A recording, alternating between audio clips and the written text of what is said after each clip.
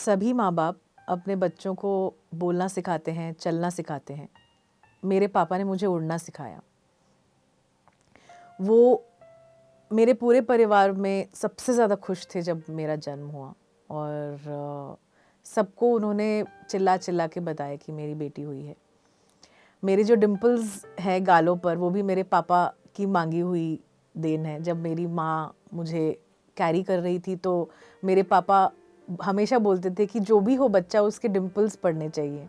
और वो मुझे ये इंसिडेंट बताते थे कि जब मैं तुम्हें देखने गया फर्स्ट टाइम जब तुम पैदा हुई तो मुझे ऐसा था कि प्लीज़ उसके डिम्पल्स होने चाहिए। और मुझे देखते ही तुमने एक स्माइल दिया और तुम्हारे डिम्पल्स थे, तो मैं बहुत खुश हो गया उसको देखकर कि मैंने मांगा तो मुझे मिल गया। और फिर इसी तरह का था हमारा जो रिश्ता था। और वो बहुत ज़्यादा मुझे प्यार करते थे, जितना कोई भी फादर अपनी बेटी से नहीं कर सकते। मैंने कभी उनके मुंह से ना नहीं सुनी। बहुत सारी चीज़ें उन्होंने मुझे सिखाई मेरी ज़िंदगी में। और चाहे वो लिखना हो, पढ़ना हो, मेरे स्कूल में एडमिशन के लिए भी वो मुझे बताते थे कि पूरे 12-13 घंटे वो स्कूल में बैठे रहे। हमारा जो शहर है वो छोटा शहर है और इंग्लिश मीडियम स्कूल वहाँ पर एक ही था उस समय, जो बहुत अच्छा था। तो मेरे एडमिशन के लिए पापा वहाँ पर 12-13 घंटे बैठे रहे। एडमिशन्स क्लोज़ हो चुके थे, उसके बाद भी वो बैठे रहे सीढ़ियों पर। और वहाँ पर जो ऑफिस इंचार्ज थी, उन्होंने उनको बैठा हुआ देखकर पूछा कि आप क्यों बैठे हो? तो उन्होंने बोला कि मुझे मेरी बेटी का एडमिशन करवाना है स्कूल में। और फिर उन्होंने बोला कि ठीक है, आप इतने देर से बैठे हो तो मैं आपको एक लास्ट फॉर्म दे देती हूँ। और उस तरह से मेरा एडमिशन उस स्कूल में हुआ। तो इस तरह से मेरे पापा ने हमेशा मेरे लिए आउट ऑफ द वे जाके मेरे लिए बहुत कुछ किया है। और जैसे जैसे बड़ी होती गई, नई नई चीज़ें सिखाना, नए नए एक्सपीरियंसेस करवाना। हमें जो फर्स्ट मेरा इंडिया से बाहर जाने का एक्सपीरियंस था, वो भी मेरे पापा के साथ था, जहाँ पर मेरे पापा को एक बहुत बड़ा अवार्ड मिल रहा था। और जो कंपनी वाले थे, उन्होंने ये मना कर दिया कि आप बच्चों को नहीं ला सकते हैं क्योंकि ये पूरा अडल्ट फंक्शन है। लेकिन मेरे पापा ने बहुत सारी चिट्ठियाँ लिखी और पॉसिबल करा कि हम उनके साथ जाएं। और जो मेन बैंक्वेट था उनका, वहाँ पर भी पापा ने इंसिस्ट किया कि हम उनके साथ जाएं। वहाँ कम से कम 1000 लोग थे और सिर्फ मैं और मेरा भाई, हम 2 ही ऐसे बच्चे थे जो हमारे पेरेंट्स के साथ थे और कोई भी वहाँ पर प्रेजेंट नहीं था। सो इस तरह पापा ने हमें हमेशा स्पेशल फील करवाया, हमेशा हमारे साथ थे। हमेशा हमें लाइफ स्किल्स सिखाना उनका मकसद रहता था। इसके बावजूद कि उनकी खुद के फादर के साथ उनकी रिलेशनशिप्स अच्छे नहीं थे और वो ज़्यादा अपने पापा का प्यार उनको नहीं मिला था। इसके बावजूद वो हमेशा हमारे साथ थे और बहुत ही छोटी उम्र से हमें एम्पावर करना, मुझे खास करके कभी उन्होंने ये नहीं मुझे कहा एज अ डॉटर कि तुम ये नहीं कर सकती हो, तुम इस चीज़ को नहीं कर सकती हो क्योंकि तुम लड़की हो। मैंने कभी नहीं सुना मेरे पापा के मुंह से। बजाय इसके वो हमेशा मुझे एनकरेज करते थे कि सब सारे काम सीखो, सब कुछ अपने आप करना सीखो, चाहे वो बैंक अकाउंट खोलना हो या ड्राइविंग लाइसेंस बनवाना हो। स्टाफ बहुत थे जिनको भेजकर पापा बनवा सकते थे, लेकिन वो मुझे भेजते थे कि तुमको पता चलेगा कि कैसे बनती है, कैसे दुनिया फंक्शन करती है। लाइफ स्किल्स भी, जो स्विमिंग लेसन्स, पापा जो थे वो, उनको स्विमिंग आती थी तो उनको था कि मेरे बच्चे भी सीखें। मेरी मम्मी बहुत डरती हैं पानी से, तो वो उतरती भी नहीं थी पानी में, लेकिन पापा हमेशा हमें गोद में लेकर पानी में उतरते थे। और बहुत ही छोटी उम्र में उन्होंने इंसिस्ट करा कि हम स्विमिंग सीखना ज़रूरी है ज़िंदगी में, क्योंकि एक लाइफ स्किल है। और खाना भी मेरे पापा बनाते थे, मम्मी नहीं बनाती थी। और उन्होंने मुझे खाना बनाना भी सिखाया। और एक बार ऐसा था कि मम्मी ने कुछ बनाया था घर में और पापा ने चीटिंग करके मुझे ये कहा कि मैंने बनाया। और मैंने फिर मम्मी के सामने ये बोल दिया कि बहुत अच्छा बना है क्योंकि पापा बनाते हैं, आप कुछ भी नहीं बनाते हो। बच्ची थी छोटी, और उसकी वजह से मम्मी पापा का ज़ोर से झगड़ा हो गया। लेकिन मेरे पापा जो थे वो मम्मी को भी बहुत प्यार करते थे और मुझे, मेरे भाई को बहुत प्यार करते थे। हम स्कूल भी जाते थे तो फ्रेंड्स होते थे, वो हमेशा इंसिस्ट करते थे कि मुझे आपके सारे फ्रेंड्स से मिलना है। चाहे वो फर्स्ट टाइम जब उन्होंने देखा कि मैं बॉयज़ के साथ फ्रेंडशिप कर रही हूँ तो उन्होंने कहा कि सबको आप घर बुलाओ, मुझे सबसे मिलना है। और ऐसे कोई भी इंसान से फ्रेंडशिप मत करना जो आप जिन्हें घर ना ले आ पाओ।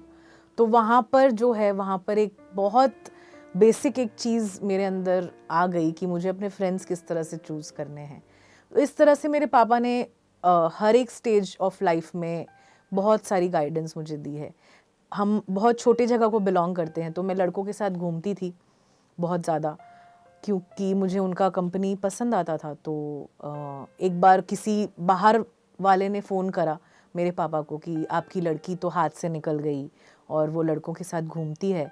तो मेरे पापा ने मुझे बुलाकर बोला कि ऐसे ऐसे फ़ोन आया था। तो मैं डर गई कि पापा क्या बोलने वाले हैं, क्योंकि एक्चुअली हमारे सिटी में ये सारी चीज़ें टैबू कंसिडर करी जाती थी। लेकिन पापा ने बोला कि तुमको जो करने का मन है तुम करो, ये सब चीज़ें हम हैंडल करेंगे। सो इस तरह की परवरिश जो है मुझे मिली है। और जब मैं क्लास 11 या 12 में थी तब मेरे पापा ने मुझे बुलाकर पूछा कि आपने अल्कोहल टेस्ट करी है क्या, आपने स्मोकिंग करी है क्या। तो मैंने बोला नहीं पापा, नहीं करी है। तो उन्होंने मुझे सब कुछ अपने सामने उन्होंने एक्सपीरियंस करवाया। और वो हमेशा ये कहते थे कि तुम्हें सब चीज़ों के बारे में पता रहना चाहिए ताकि तुम्हें कोई बेवकूफ़ ना बना पाए, तुम्हें कोई ट्रिक ना कर पाए, कुछ और चीज़ बताकर कुछ और ना खिला पाए। तो मेरे सामने तुमको जो करना है तुम कर सकती हो। और इसी तरह की परवरिश जो है मुझे मिली। उन्होंने हमेशा ख्याल रखा, प्यार किया, एम्पावर किया बहुत ज़्यादा। और मैं जेन्युइनली ये विश करती हूँ कि ऐसे पापा हर एक लड़की को मिले, क्योंकि मेरी ग्रोइंग अप ईयर्स में मैंने कभी भी ये महसूस नहीं किया कि मैं लड़की हूँ तो मैं ये नहीं कर सकती, क्योंकि मुझे कभी बताया ही नहीं गया कि मैं लड़की हूँ तो मैं ये नहीं कर सकती। हर एक चीज़ जो ज़िंदगी में ज़रूरी होती है, ड्राइविंग से लेकर बाइक चलाने से लेकर, मेरे पापा सामने से पूछते थे कि तुम्हें आता है, तुम सीख चुकी हो या नहीं, अगर सीख चुकी हो तो हम लाइसेंस अब बनवाने का समय आ गया है। तो इस तरह से जो है मैंने उनके साथ अपने ग्रोइंग अप ईयर्स बिताए हैं। और जब मेरी शादी की बात हुई तो मेरा लव मैरिज था। मेरा हस्बैंड जो है मेरे पापा के बेस्ट फ्रेंड का बेटा है और उन्होंने अपनी फ्रेंडशिप सैक्रिफाइस करी ताकि मैं अपने हस्बैंड से शादी कर पाऊँ, क्योंकि जो मेरे ससुर जी का परिवार है वो कंजर्वेटिव था उस समय। और वो जानते थे किस तरह की परवरिश मुझे मिली है, क्योंकि पापा और मेरे ससुर जी बेस्ट फ्रेंड्स थे। तो वो जानते थे कि ये बहुत खुले विचार की लड़की है और बहुत खुली परवरिश इसे मिली हुई है। तो उनको डर था कि ये शायद हमारे घर पर एडजस्ट नहीं हो पाएगी। और मेरे ससुर जी ने उस समय मना कर दिया कि नहीं, ये नहीं हो सकता, क्योंकि हम बहुत अच्छे दोस्त हैं। तो मेरे फादर ने उस फ्रेंडशिप को भी सैक्रिफाइस करा ताकि हमारी शादी हो पाए। और बहुत बाद तक भी वो दुख करते थे कि तुम्हारी शादी की वजह से मुझे, मेरा बेस्ट फ्रेंड मुझसे दूर हो गया, क्योंकि वो समधी बन गया और पहले जैसे मैं उनसे अपने मन की बातें शेयर नहीं कर सकता। लेकिन मुझे उन्होंने कभी ये नहीं कहा कि बस ये तुम्हारी वजह से हुआ। फिर बाद में जब सिचुएशंस चेंज हुए, जब हम सेटल हो गए, इन माय वेडिंग या मैरिज में हम सेटल हो गए, तो धीरे धीरे करके उनका फ्रेंडशिप भी वापस बैक टू नॉर्मल हो गया। तो फिर जब मेरे जीवन में मेरी बेटी आई तभी भी मेरे पापा ने एक बहुत ही ज़्यादा बड़ा रोल प्ले किया कि उसको किस तरह से मुझे बड़ा करना है। मुझे फ़ोन करके कहते थे कि ध्यान रखना कि उसे हिंदी आनी चाहिए, तुम्हारे समय में तो इंग्लिश का इतना ज़्यादा होता था कि हम इंग्लिश पे ज़्यादा फोकस करते थे, लेकिन अब हिंदी ज़रूरी है बच्चे को सीखना, तो उसे हिंदी सिखाओ, उसे संस्कृत के बारे में बताओ, उसे अपने कल्चर के बारे में बताओ। तो ये सारी बातें जो है वो पापा हमेशा कहते रहते थे, पर हमेशा सब कुछ अच्छा नहीं था। जब मैं 17-18 साल की थी तब अपनी परिस्थितियों की वजह से, अपनी प्रॉब्लम्स की वजह से पापा ने शराब पीना शुरू करा और वो ऑलमोस्ट रोज़ वो पीने लगे और ये बहुत मुझे बॉदर करता था। मैंने उन्हें रिजेक्ट करना स्टार्ट किया। मैंने ऐसा सोचना स्टार्ट किया कि क्यों मेरे पापा ऐसे हैं, मेरे पापा नॉर्मल क्यों नहीं हो सकते हैं, सारे और बाकी सबके पापा की तरह क्यों नहीं हो सकते हैं।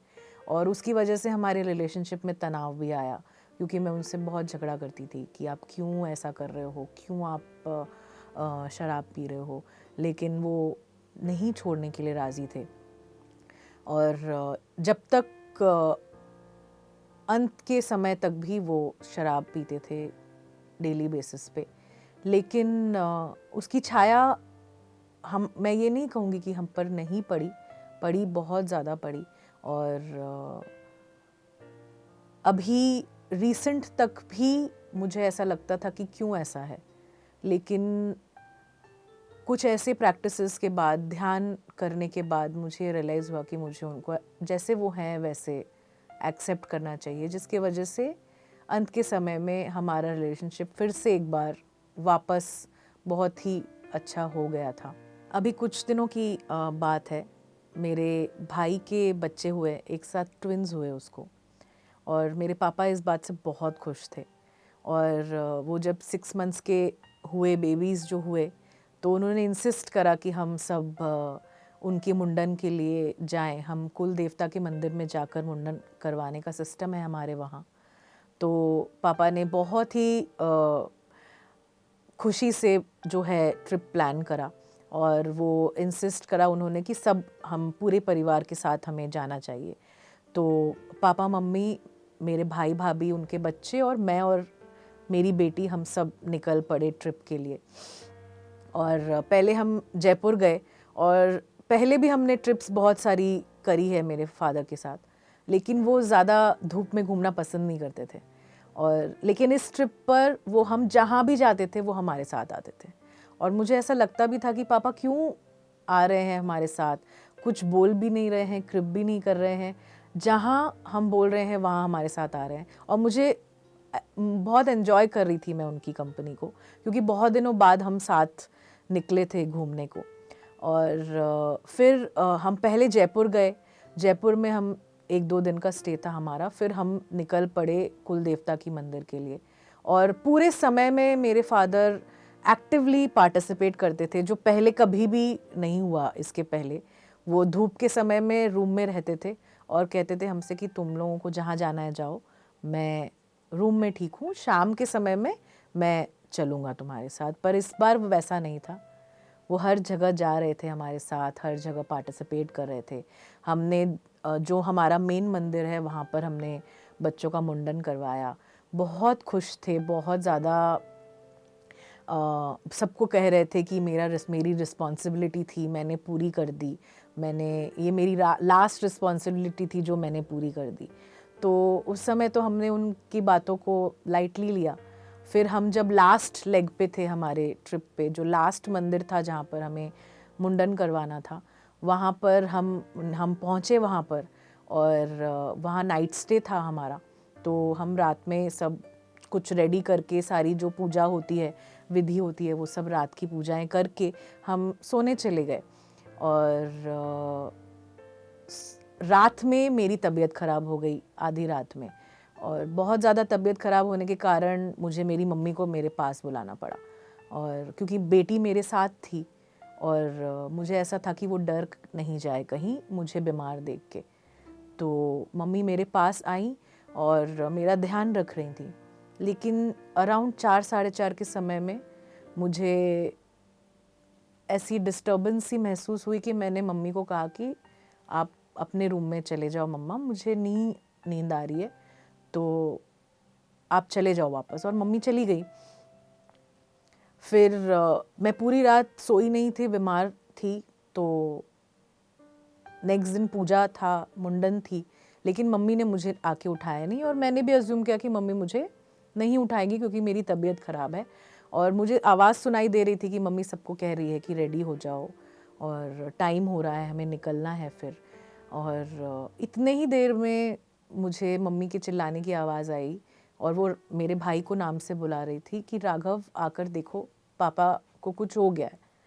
और मैं नींद में थी उस समय और बहुत वीक फील कर रही थी, लेकिन कहीं ना कहीं मुझे समझ में आ गया और मैं उठकर गई। मुझे किसी ने बुलाया नहीं, लेकिन आवाज़ सुनकर मैं उठकर गई।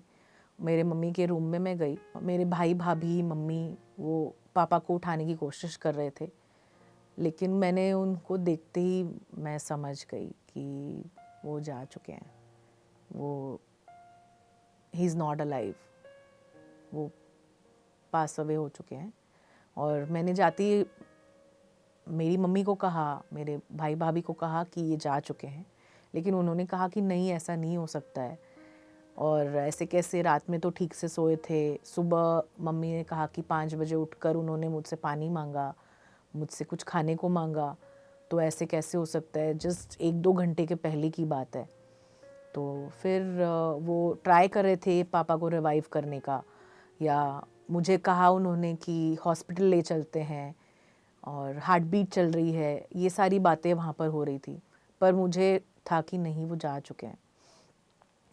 फिर मैं रूम से बाहर आ गई और तुरंत ही मेरे मन में चलने लगा कि हम एक अननोन जगह पर हैं और कैसे हम लोग आगे करेंगे, क्या करेंगे, कैसे मैनेज करेंगे। बच्चे हैं, 2 बहुत छोटे बच्चे हैं, मेरी बेटी है साथ में, और ये सारी बातें चल रही थी मेरे दिमाग में। कमरे के अंदर भाई भाभी मम्मी थे, वो लोग कोशिश कर रहे थे पापा को हिलाने की, जगाने की। फिर मैं वापस अंदर गई और मम्मी ज़ोर ज़ोर से रोने लगी, तो मैंने मम्मी को मना करा कि आप आवाज़ मत करो, क्योंकि अभी इस समय आवाज़ करना सही नहीं होता है। तो मेरी ये बात सुनते ही पता नहीं मम्मी शांत हो गई 5 मिनट में। और भाई भाभी ने भी कहा कि दीदी देखो, पापा अभी भी हैं, हम हॉस्पिटल ले जा सकते हैं।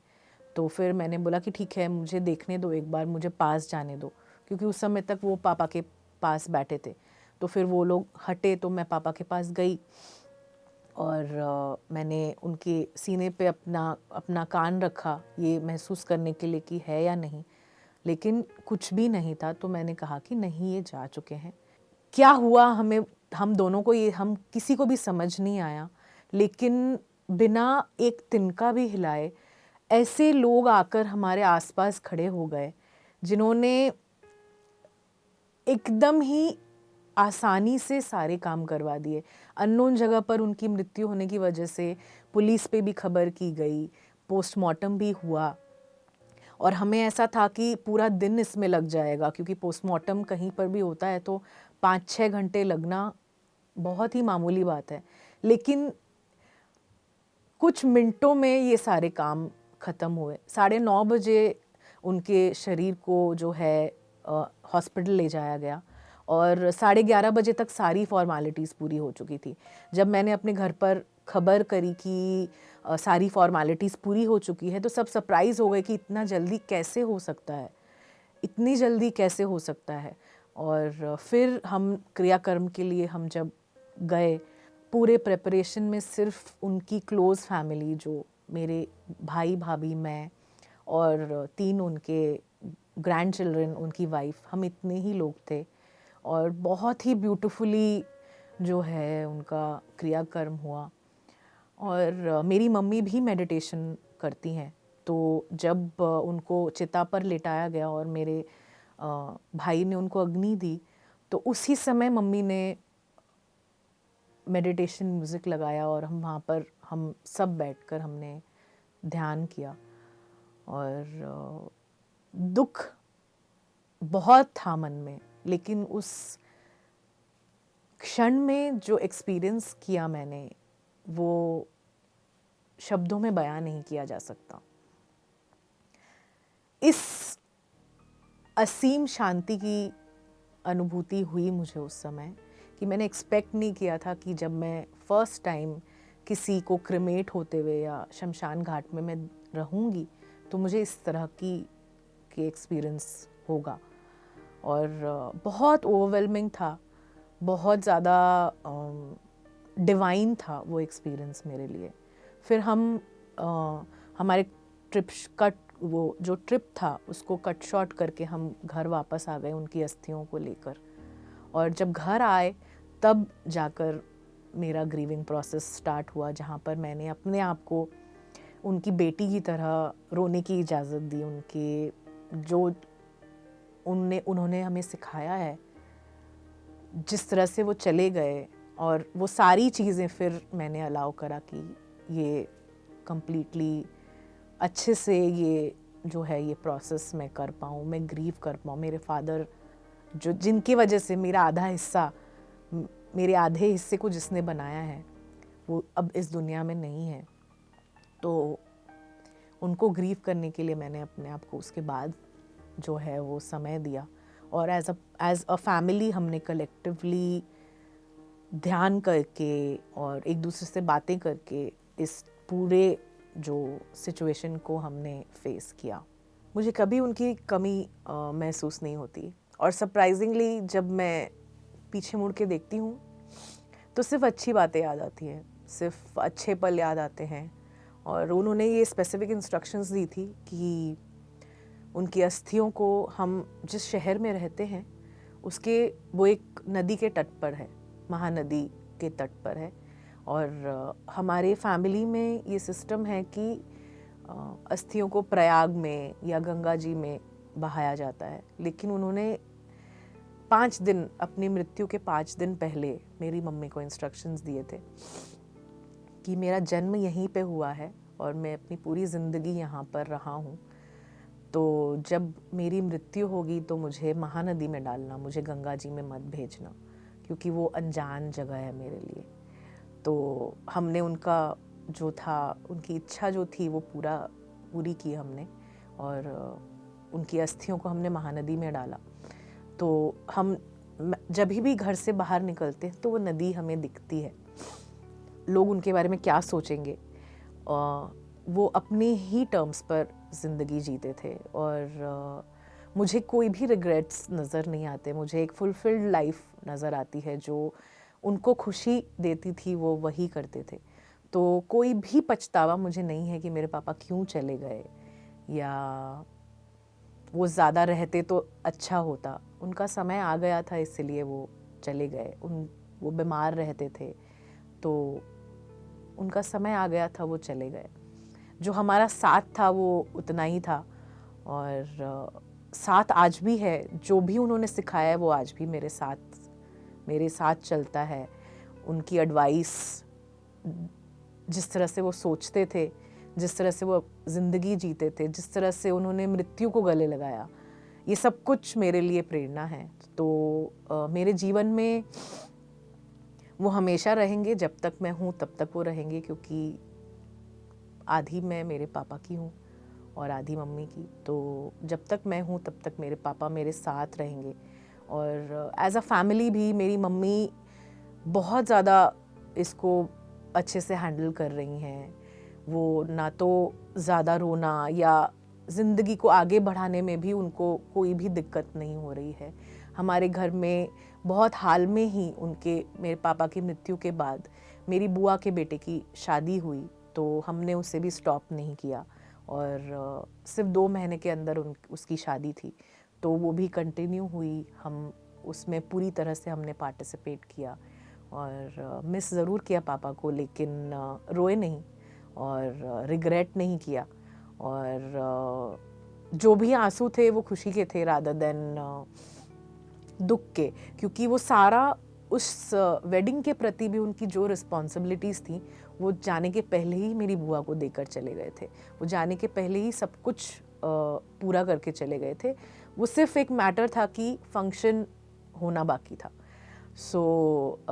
हम बहुत ही ज़्यादा फॉन्डली अपने पापा को रिमेंबर करते हैं या याद करते हैं, स्पेशली मी, क्योंकि वो हमेशा कहते थे कि पूरी दुनिया में सबसे ज़्यादा प्यार वो मुझसे करते हैं। और मुझे इस बात का विश्वास हो गया है कि सच में पूरी दुनिया में सबसे ज़्यादा प्यार वो मुझसे ही करते हैं।